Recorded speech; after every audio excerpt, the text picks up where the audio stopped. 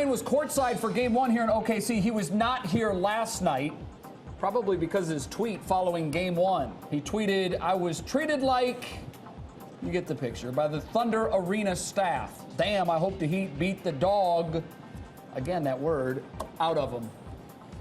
We know him. He's been on the program many times. Stephen A., you've communicated with his people throughout this series. Was that tweet out of line? It was. It was. There's no way around it. I mean, listen, I've been on the record. You want to be very, very respectful to Lil Wayne from the standpoint of understanding where he came from and, you know, pulling himself up on his own bootstraps and accomplishing the things that he accomplished.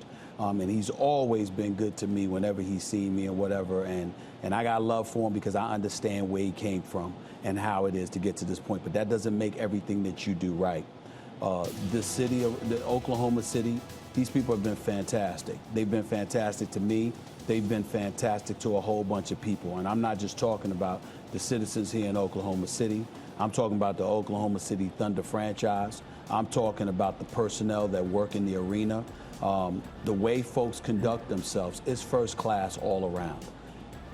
Maybe you had an incident with a member of security. I don't know, but I know they don't define the entire staff. Mm-hmm. I know they don't define the entire franchise, and I know they don't define the entire city.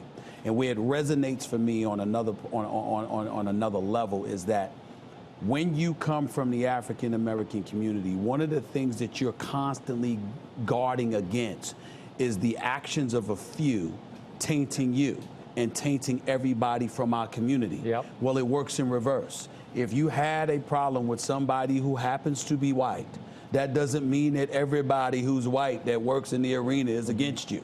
You couldn't get a courtside. You were complaining about how you couldn't get a courtside seat for the Western Conference Finals against the Spurs. Right. Well, you had it for game one, and there's still something to complain about. And then, when you complain to millions of people over Twitter. Really? It's like, calm down, man. You know, Lil Wayne is not a bad guy. But at the same time, you have to understand that it's not about skin color, because you hinted towards racism, and it's not about skin color. It might not be about ethnicity. It might be about you.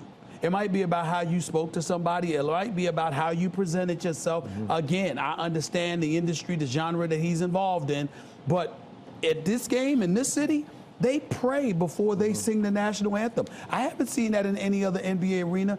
This is their culture. This is what they want. And there's plenty of black folks in Oklahoma City and throughout this state that have ingratiated themselves in that culture that have absolutely no problem with it. No problem. It's a part of them. So again, that means it's not about race. It might just be about you. And whether you like it or don't like it, to try to taint everybody is irresponsible. I can't defend that. That was exceptionally well said, and I appreciate that. I also consider Wayne a friend. We've had him on the show, 3 or 4 times? At least 3 times, I think 4. I feel like I know him well enough to say I was really disappointed in his reaction to this. And I thought it was so unfair to turn this into a racial issue, because I don't believe it was a racial issue. That's petty and egomaniacal on Wayne's part. Like, how dare you? Okay, I'm going to brand you a racist via Twitter, and he did several interviews, one with the Associated Press about it.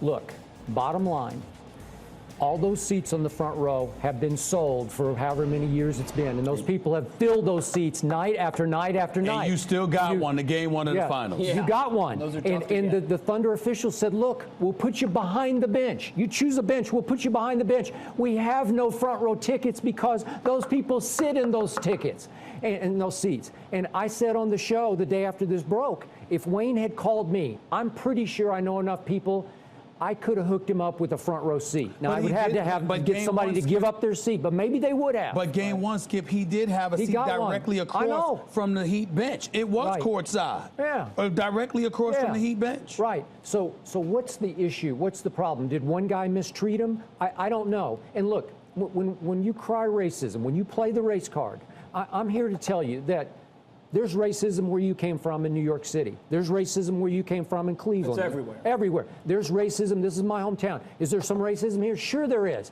Do I consider this a racist place? I definitely do not. And again, that's a subjective feeling, but I grew up here and I did not feel like this was a racist, deep South kind of culture. We're in the Southwest here. You're We're not tuned into that. And very I'm sensitive. very tuned in, and I don't get it here. Well, the biggest thing for me, and I say this, and I can't speak for everybody, but I believe that a bunch of African Americans would share my position on this.